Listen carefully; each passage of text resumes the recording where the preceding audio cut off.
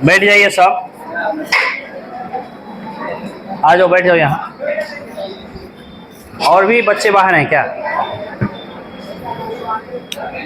और भी बाहर गया है कोई? बहुत गया है। अच्छा, क्या टॉपिक पढ़ा रहे थे हम लोग? सही से बैठो तुम। क्या पढ़ रहे थे टॉपिक हम लोग? एनिमल किंगडम नहीं ना पढ़ रहे थे? कल इसी की ना पढ़ाई हुई थी, एनिमल किंगडम यानी जंतु जगत।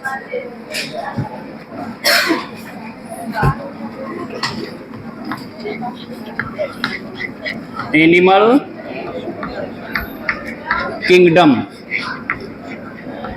यानी जंतुओं का साम्राज्य, जानवरों का साम्राज्य, एनिमल किंगडम, इसी के बारे में बताए थे। कल मैंने ये बताया था कि एनिमल किंगडम जो है इसको अलग अलग फाइलम में बांट दिया गया है। जितने भी किंगडम हैं इन सारे किंगडम को अलग अलग फाइलम में बांटा गया है। जैसे प्लांट किंगडम की अगर बात करेंगे तो प्लांट किंगडम में इसको बांटा गया है 5 भाग में। Phylum Thallophyta, phylum bryophyta, phylum pteridophyta, phylum gymnosperm, phylum angiosperm. इसी तरह से एनिमल किंगडम को भी बांटा गया है बहुत से भागों में। मैंने बताया था एनिमल किंगडम को बांटते हैं किस किस में, मैं यहाँ लिख दे रहा हूँ। देखो सबसे फर्स्ट क्या है बताइए?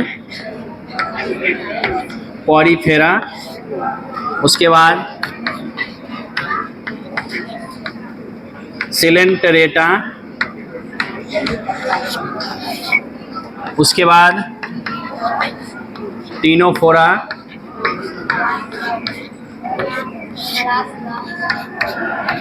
मोलास्का,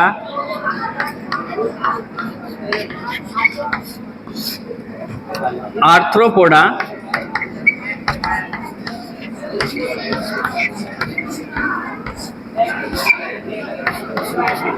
इसके बाद क्या होगा बताओ? प्लेटीहेलिमिन्थस, प्लेटीहेलिमिन्थस भी बोल सकते हैं इसे। अरे बालक, क्या समस्या है तुमको? क्या पूछ रहे थे भाई? बोलो बोलो। यस यस पूछो। किसमें? यही पूछ रहा था। अच्छा, फिर तुम यहाँ क्या कर रहे हो? अच्छा, आयुष आया है क्या? और कल तो तुम इंट्रोड्यूस कर रहा था, आज आयुष को आने दो, फिर उसको भी पूछेंगे। प्लेटीहेलिमिन्थस,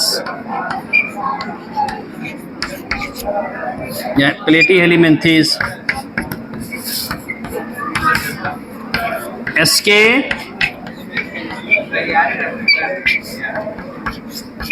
एसके हेलिमिन्थस। इकाइनोडर्मेटा लिखे हैं क्या इसमें? नहीं,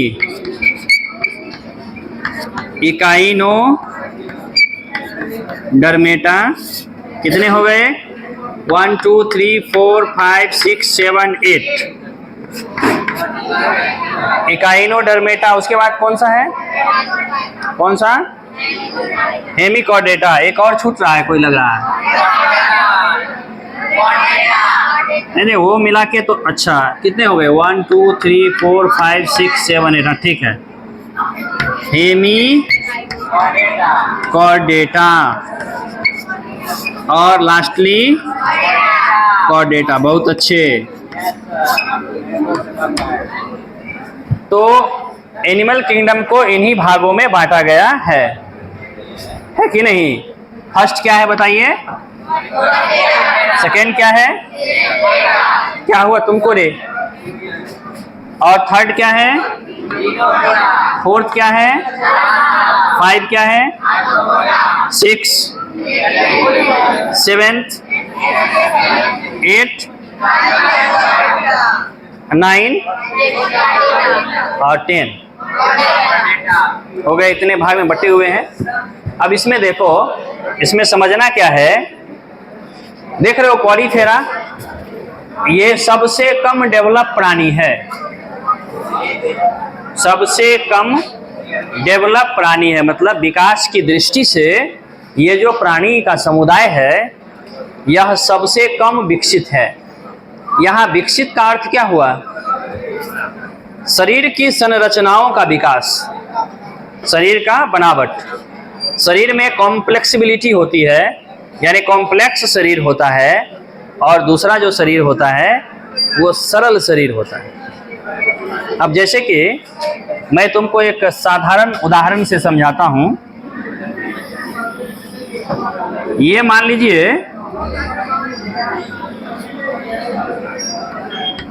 एकदम सिंपल सी बात है, ये केचुआ है। केचुआ, केचुआ इसको प्रायः आम भाषा में अपने यहाँ चाली बोलते हैं, नहीं, इसको बोलते हैं अर्थवर्म। केचुआ को कहा जाता है अर्थवर्म। इसका साइंटिफिक नेम है फेरेटिमा पोस्थुमा। फेरेटिमा पोस्थुमा साइंटिफिक नेम है, फेरेटिमा पोस्थुमा, ये इसका साइंटिफिक नेम है। अब बताइए कि केचुआ का जो शरीर है इसमें बताइए हाथ है क्या? पैर है? हाथ पैर नहीं है। पूंछ है? नहीं है, पूंछ भी नहीं है। इसका सिर्फ एक बॉडी है, और ये बेचारा इस तरह से चलेगा, नहीं इस तरह से चलेगा, इसी तरह से न चलेगा। इससे प्रचलन जो होता है नंबर नंबर के प्रचलन होता है कि नहीं? अब इसके स्थान पर इसका कंपैरिजन, इसका तुलनात्मक अध्ययन हम एक दूसरे जानवर से करते हैं। मान लो कि यह एक जानवर है, इसमें ये आँख है, संयुक्त नेत्र, और ये देखो ये इसका एंटीना है। अब बताइए क्या है ये?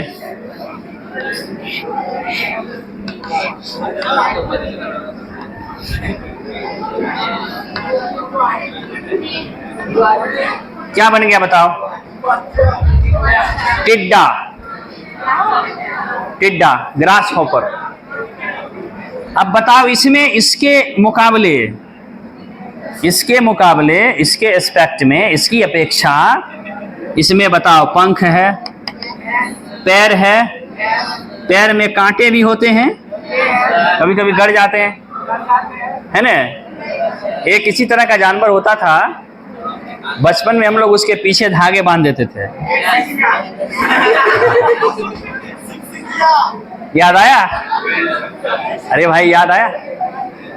ये उड़ता था, हम लोग समझते थे इसको उड़ा करके, ये जब उड़ता था इसके पीछे में धागे बांध देते थे, और जब ये उड़ता था तो हम लोग को ऐसा फील होता था कि हम हेलीकॉप्टर उड़ा रहे हैं। नहीं, तुम लोगों ने ऐसा किया है? अच्छा, तुम लोगों ने भी किया है? वाह, जानकर बड़ी प्रसन्नता हुई कि तुम लोग भी ऐसा करते थे। मैं सोचता था कि भाई हम लोगों के ज़माने में ही होता था, लेकिन ये अभी भी हो रहा है। नहीं, वास्तव में ये कीड़े मकोड़ों के साथ एक अत्याचार है, नहीं, अन्याय है। इसके विरुद्ध आवाज़ उठानी चाहिए, नहीं?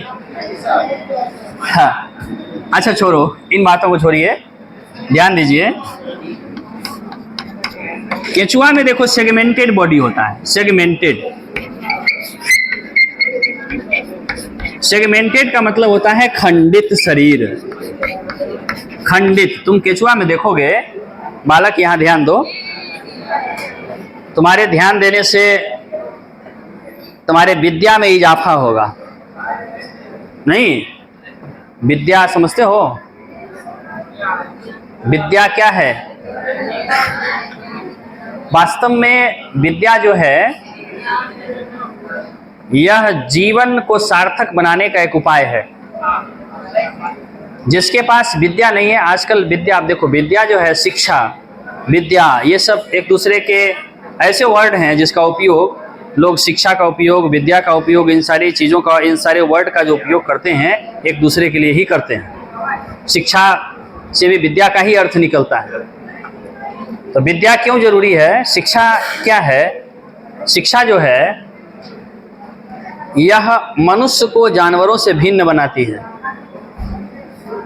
समझे? अच्छा ये बताओ कि तुम्हारे में और जानवरों में, हम लोग पढ़ रहे हैं ना एनिमल किंगडम, अरे भाई पढ़ रहे हैं कि नहीं?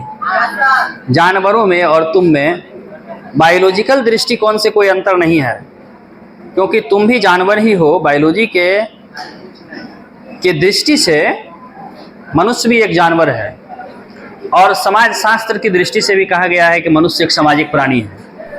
मैंने जो सोशल एनिमल, यानी मनुष्य एक सोशल एनिमल है। सोशल माने सामाजिक, एनिमल माने जानवर, तो मनुष्य एक सामाजिक जानवर है। अब तुमको जानकर के आश्चर्य होगा कि मधुमक्खी भी सामाजिक जानवर है। मधुमक्खी के बारे में जानते हो? मधुमक्खी में एक रानी मधुमक्खी होती है, उसके बाद एक कार्यकर्ता मधुमक्खी का समुदाय होता है, एक नर मधुमक्खी होता है, और ये सारे मधुमक्खियाँ एक ही स्थान पर, एक ही छत्ते में, एक व्यवस्था के अनुसार रहते हैं। जैसे तुम लोग सड़क के दोनों किनारे, मान लो ये सड़क है और सड़क के दोनों किनारे मकान बनाते हो, उसी तरह से मधुमक्खी भी छत्ते में उसी तरह से अरेंज करते हैं और एक दूसरे के सुख दुख में काम आते हैं। मधुमक्खी भी, रानी मधुमक्खी का काम है बच्चे को जन्म देना, और कार्यकर्ता मधुमक्खी का काम है कि जितने भी बच्चे हैं, जितने भी अंडे हुए, जितने भी लार्वा हुए, उसके लिए मधु इकट्ठा करना। और उसमें कुछ सेवक होते हैं, कुछ नर होते हैं जिनका काम है निषेचन के लिए रानी मधुमक्खी के काम आ जाना।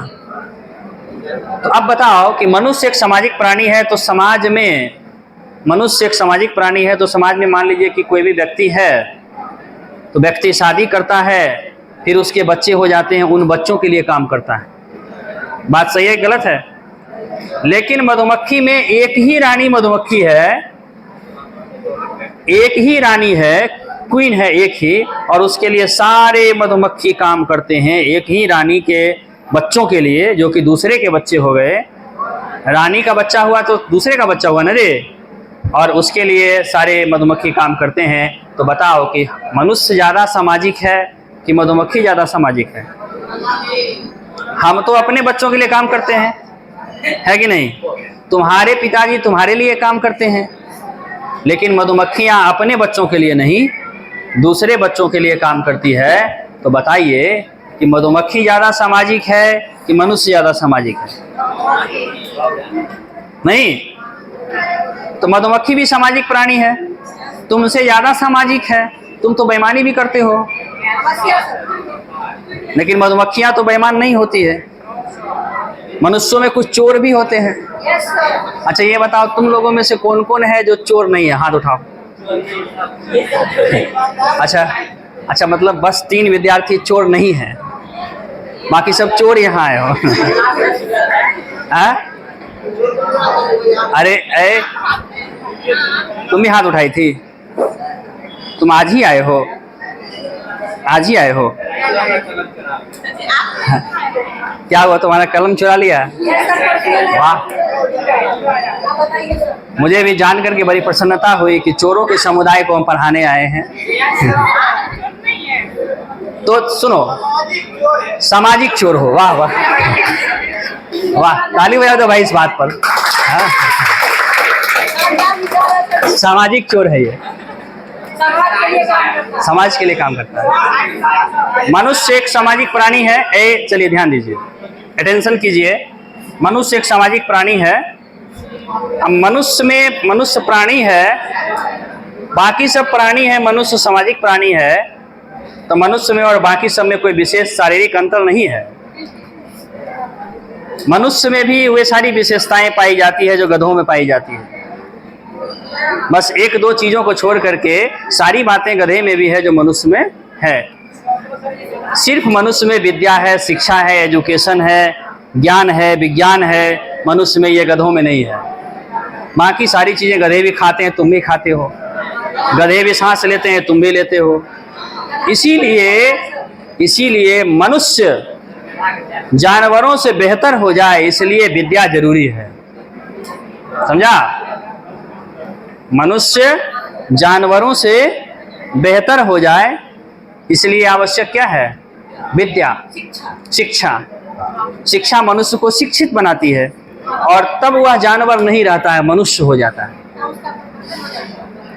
ना। देखो, साहित्य संगीत कला विहीन मनुष्य पुच्छ विषाणुहीन, संस्कृत में एक श्लोक है जिसका अर्थ है कि जिस मनुष्य में साहित्य नहीं है, जिसमें शिक्षा नहीं है, जिसमें ज्ञान विज्ञान नहीं है, वह बिना पूंछ वाला जानवर के समान है। समझे? एक और श्लोक है, ऐसा न विद्या न तपो न दानम न गुणो न धर्म न चौपि शीलम ते मृत्युलोके भूमि भार भूता मनुष्य रूपेण मृगाश्चरन्ति। जिसमें न विद्या हो, न गुण हो, न तप हो, न ज्ञान हो, न शील हो, न धर्म हो, वह व्यक्ति इस संसार में पशु के रूप में विचरण करता है, वह मनुष्य कहलाने के योग्य नहीं है। इसलिए हे महापुरुषों, शिक्षा ग्रहण करो, ठीक है? हाँ, और शिक्षा ग्रहण करने के लिए आवश्यक है तुम्हारा कॉन्शस होना, क्योंकि जो व्यक्ति सावधान नहीं है, जो व्यक्ति कंसंट्रेट नहीं है, शिक्षा उसके बूते की बात नहीं है, उसको विद्या नहीं आ सकती है। और ध्यान दो, इसलिए ध्यान दो, छोटी छोटी चीजों को सीखिए, समझे? छोटी छोटी चीजों को सीखना जरूरी है ना। कण त्यागे कुतो धनम, क्षण त्यागे कुतो विद्या। एक एक पैसा अगर छोड़ते जाओगे तो धन नहीं हो सकता है, वो व्यक्ति निर्धन हो जाएगा। और एक एक क्षण, एक एक मिनट अगर गंवाते चले गए तो व्यक्ति को विद्या नहीं हो सकता है। इसलिए यहाँ ध्यान दो, ये जो टिड्डा है, बताइए इसकी शारीरिक संरचना, टिड्डा की शारीरिक संरचना ज्यादा कॉम्प्लेक्स है कि केचुआ की? बताओ। केचुआ की कॉम्प्लेक्स है। केचुआ की संरचना तो सरल है बाहर से देखने पर, केचुआ की संरचना नहीं लग रही है कि सरल है, कुछ है क्या? सिर्फ एक डंडे की तरह है बस। और टिड्डा में देखो ये क्या निकला हुआ, एंटीना। इसी से यह इंफॉर्मेशन एकत्रित करता है कि सामने क्या है, दुश्मन तो नहीं है, कुछ है तो नहीं। इससे सारी सूचनाओं को इकट्ठा करता है। आंख है, इससे देखता है, पैर है, इससे यह चलता है, पूंछ है, इससे यह उड़ता है। इसको हम आर्थ्रोपोडा कहते हैं। यह किस फाइलम का मेंबर है बताओ तो जरा? आर्थ्रोपोडा। आर्थ्रोपोडा का अर्थ क्या हो गया? आर्थ्रोपोडा, जिसके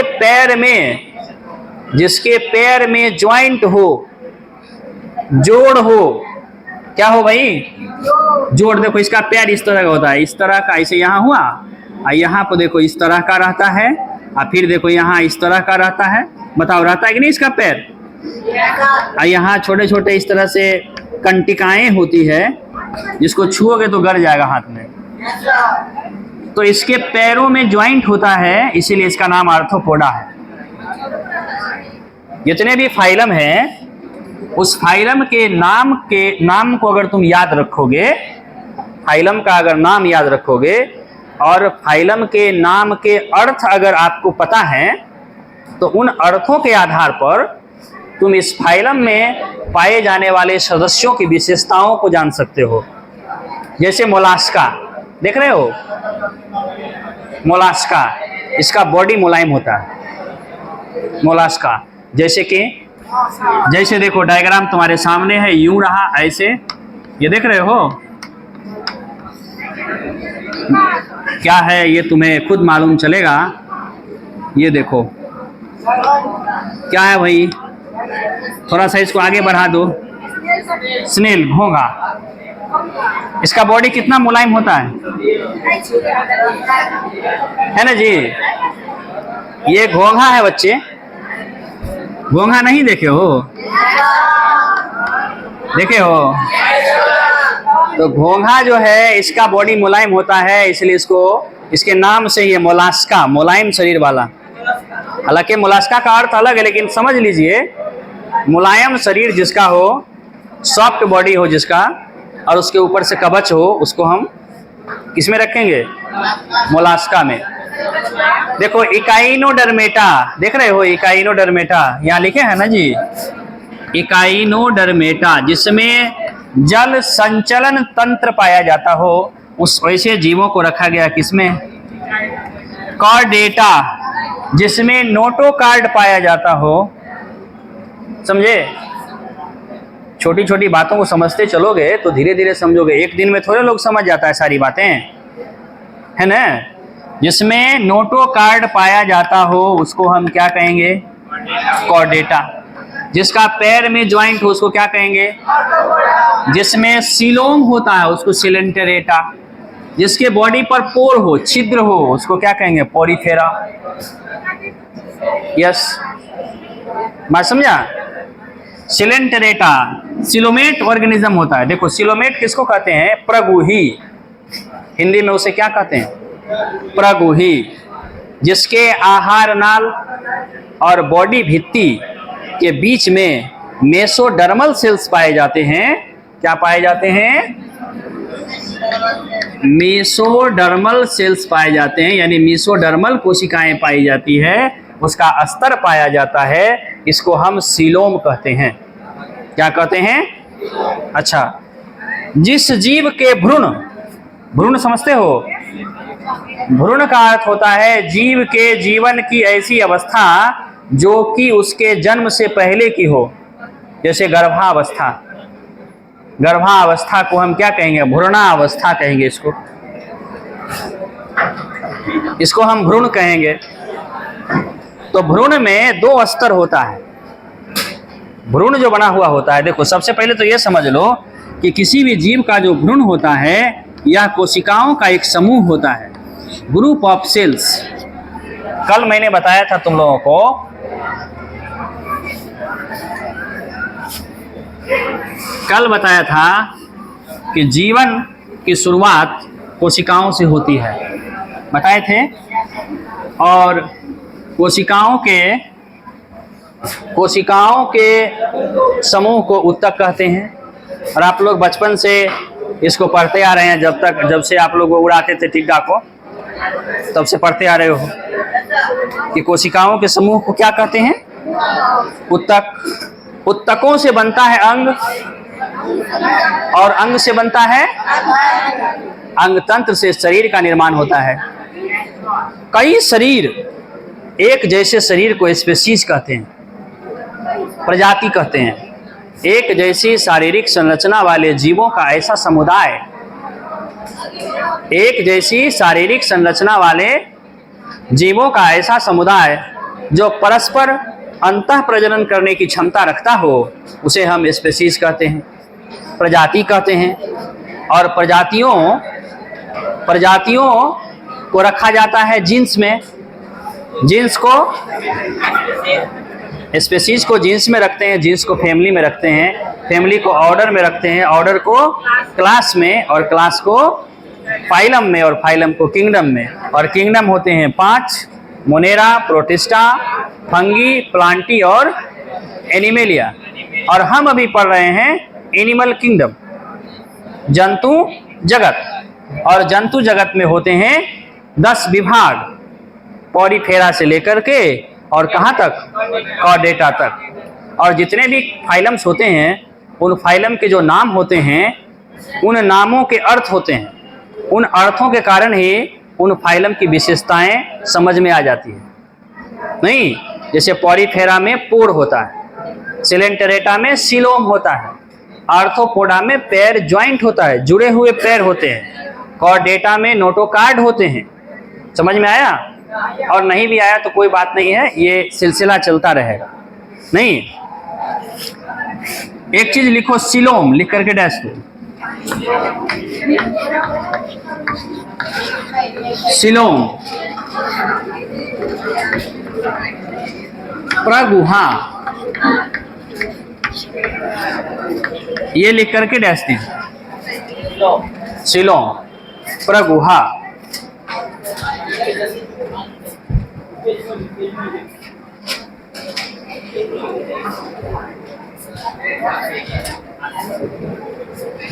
लिखिए जीवों के आहार नाल, जीवों के आहार नाल और देह भित्ति, जीवों के आहार नाल और देह भित्ति और देह भित्ति के मध्य पाए जाने वाली गुहा को, भित्ति के मध्य पाए जाने वाली गुहा को सिलोम कहते हैं। पाए जाने वाली गुहा को सिलोम कहते हैं, ठीक है। और ऐसे जीव को सिलोमेट कहते हैं, और ऐसे जीव को सिलोमेट कहते हैं। समझ गया?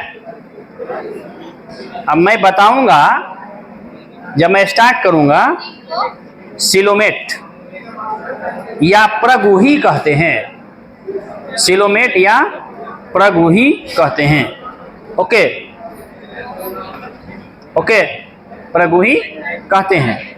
अब देखो यहां मैंने तुमको बताया कि कुछ जीव, कल मैंने बताया था कि कुछ जीव जो हैं, कुछ जीव जो हैं वो सिलोमेट हो सकते हैं, कुछ जीव सिलोमेट नहीं हो सकते हैं।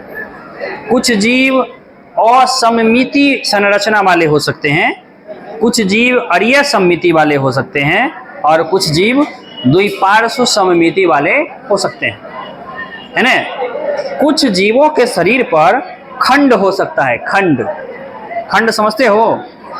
अभी मैंने बताया ना, केचुआ जो है, केचुआ के शरीर पर देखिएगा छोटा छोटा, हाँ जब भी देखना भाई, तुम वर्षा के दिनों में देखो या जब भी देखो, ये तो तुम्हारी समस्या है, लेकिन कभी भी देख लो। और जब भी देख लोगे तो एक चीज देखना कि उसमें धागे जैसी संरचना होती है, उसके बॉडी पर एक लकीर टाइप का बना हुआ होता है, देखे हो, एक लकीर टाइप का बना होता है। इसको बोलते हैं खंड। क्या कहते हैं? खंड। अंग्रेजी में इसको कहते हैं सेगमेंट। ऐसे शरीर वाले जानवरों को सेगमेंटेड बॉडी कहते हैं। क्या कहेंगे? तो हम ये इसलिए बता रहे हैं क्योंकि जब हम बताएंगे पॉरीफेरा के बारे में या किसी भी फाइलम के बारे में, तो हम कहेंगे कि इसका बॉडी सेगमेंटेड होता है। इसका मतलब क्या हुआ? इसका मतलब ये हुआ कि इसके बॉडी पर खंड खंड के निशान पाए जाएंगे। समझे? इसके बॉडी पर खंड खंड, जैसे कि तिलचट्टा में भी खंडित होता है, उसका जो पेट होता है और वक्ष होता है, उदर। हाँ हाँ सही बोला। क्या बोला? रेलगाड़ी। रेलगाड़ी में देखे हो? तो केंचुआ हो गया, इसके बॉडी पर आता है खंडित शरीर। तो बहुत से जानवर ऐसे होते हैं जिनका शरीर खंडित होता है, और बहुत से जानवर ऐसे होते हैं जिनका शरीर खंडित नहीं होता है। जिनका शरीर खंडित होता है उसको हम सेगमेंटेड बॉडी वाला ऑर्गेनिज्म या एनिमल बोलते हैं, और जिनका शरीर खंडित नहीं होता है तो उसको बोलने की जरूरत ही नहीं है। कोई सिलोमेट होता है, कोई नहीं होता है। उसी तरह से एक चीज और है, एक चीज है ट्रिप्लोब्लास्टिक। Triploblastic organisation.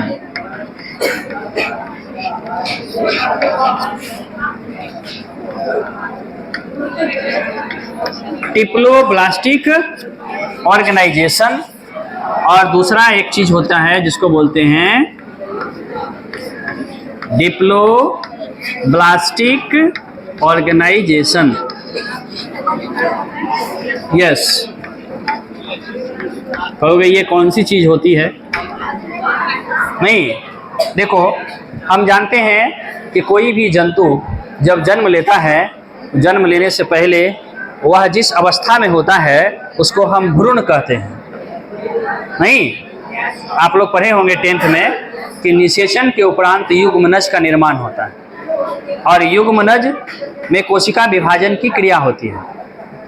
जैसे मान लीजिए कि यह युग्मनज बन गया, यह जाइगोट है, तो इस जाइगोट में सेल डिवीजन की क्रिया होगी, कोशिका विभाजन की क्रिया होगी, और सेल डिवीजन डिवाइड होकर के 2 सेल में, फिर 2 से 4 सेल में, इस तरह से ये डिवीजन होता चला जाएगा कोशिकाओं का, है ना। और कोशिकाओं का जब ये विभाजन होगा तो बहुत सारी कोशिकाओं का एक समुदाय बन जाएगा, एक समूह बन जाएगा। बहुत सारी कोशिकाएं एक पिंड के रूप में व्यवस्थित हो जाते हैं। इसी पिंड को हम कहते हैं भ्रूण। क्या कहते हैं? भ्रूण, इम्ब्रायो। इसको हम कहेंगे इम्ब्रायो। अब देखो यहाँ क्या है, इंपॉर्टेंट बात क्या है कि जब इम्ब्रायो में पढ़ोगे, इसमें 2 स्तर पाया जाता है। कोशिकाओं की 2 स्तर इसमें पाई जाती है। एक स्तर ये है, और इसके बाद देखिए एक और स्तर मैंने ये बना दिया है। ये 2 स्तर वाली कोशिकाओं के 2 स्तरों वाली पिंड की रचना हुई है। सबसे बाहरी जो स्तर है,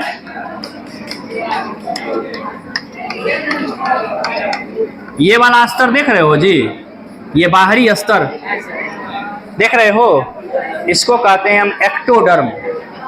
क्या कहेंगे? बोलिए, एक्टोडर्म। और भीतर में जो ये स्तर देख रहे हो, इसको हम कहेंगे इंडोडर्म। समझ गए? फिर से समझ लो, भ्रूण का जो निर्माण होगा तो भ्रूण की जो कोशिकाओं का एक समूह बनेगा, ये समूह 2 स्तर में बन जाएंगे, 2 लेयर में बनेगा। कितने लेयर में? 2 लेयर में बनेगा। पहला जो लेयर होगा बाहर वाला, इसको हम क्या कहेंगे? एक्टोडर्म। और भीतर वाले को क्या कहेंगे? तो इसमें कितने स्तर हो गए? तो इस संरचना को हम कहेंगे डिप्लोब्लास्टिक ऑर्गेनाइजेशन। क्या कहेंगे? डिप्लोब्लास्टिक ऑर्गेनाइजेशन, यानी 2 कोरकी संरचना, 2 कोरक खंड वाली संरचना को हम कहेंगे डिप्लोब्लास्टिक ऑर्गेनाइजेशन। समझ गए? और देखो, किसी किसी जीव में ये जो स्तर है, ये 3 स्तरों में बटा होता है। किसी किसी में कितना है? 2, और किसी किसी में कितना है? 3। इसको हम कहेंगे, बाहर वाले को कहेंगे एक्टोडर्म, भीतर वाले को कहेंगे इंडो, और ये इंडोडर्म और एक्टोडर्म के बीच का जो हिस्सा है, इसको हम कहेंगे मेसोडर्म। कितने लेयर हो गए बताइए? How many layers? 3. Internal layer is known as endoderm, external layer is ectoderm, and mesoderm present between ectoderm and endoderm। है कि नहीं? 3 लेयर हो गया। इसको हम बोलेंगे ट्रिप्लोब्लास्टिक। क्या कहेंगे? बोलिए, ट्रिप्लोब्लास्टिक। और इसको क्या कहेंगे? डिप्लोब्लास्टिक। तो कुछ जीवों में, कुछ जंतुओं में 2 संरचनाएं होती है। भ्रूण में, भ्रूण समझ रहे हो ना रे? तो भ्रूण में 2 स्तर होता है, और किसी किसी में 3 स्तर होता है। जिसमें 2 हो गया उसे हम कहेंगे डिप्लोब्लास्टिक, और जिसमें 3 हो गया, तो animals are classified into 2 category on the basis of their organisation, है ना। 2 स्तर वाले अलग हो जाएंगे या 3 स्तर वाले? तो चलिए अब मैं तुमको बताता हूँ। जीवों को जो बांटा गया है, एनिमल्स को जो बांटा गया है, तो उसकी शारीरिक संरचना एक बाहरी हो गई और एक भीतरी संरचना हो गई, नहीं हुई? बाहरी संरचना में हम कहेंगे सेगमेंटेड बॉडी वाला, जैसे अर्थवर्म हुआ। किसी का बॉडी सेगमेंटेड होता है, यानी कि किसी के बॉडी पर खंड पाए जाते हैं और किसी के बॉडी पर नहीं पाए जाते हैं। किसी में देह गुहा पाया जाता है, किसी में नहीं पाया जाता है। कोई असममिति होता है, कोई अरिया सममिति होता है, कोई द्विपार्श्व सममिति होता है ना? कोई डिप्लोब्लास्टिक होता है, कोई ट्रिप्लोब्लास्टिक होता है। अब हम कल से जो पढ़ाएंगे, ए लड़का क्या समस्या है तुमको बताओ? क्या समस्या, क्या कष्ट है तुमको बताओ? तुम पूछ के बताओ उसको क्या कष्ट है। कोई समस्या है तुमको?